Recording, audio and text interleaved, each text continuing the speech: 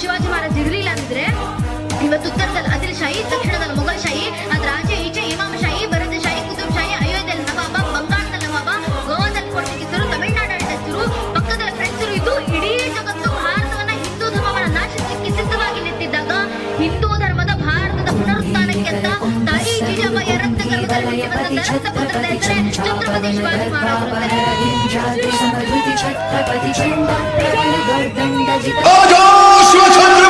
ಸ್ಖಲನ ಸಂದತ್ತರಿಗೂ ವರ್ಗ ಪ್ರಳಯದ ಛತ್ರಪತಿ ಮಧ್ಯಂದಿನ ಸಮುದ್ಯ ಕಿರಣ ವಿದ್ಯುಜ್ಜುವಳಿ ಖನಿ ಛತ್ರಪತಿ ಪ್ರಚಂಡ ಜನಿ ಕದ್ದಿಂದಿರನ ದಿಂದಿಂದ ಕಿಟನದ ಛತ್ರಪತಿ ಉರ್ವಿ ವಲಯ ಸಂಭಾವ್ಯ ವರ ಸ್ವಚ್ಛಂದ ಗುಣಧೀ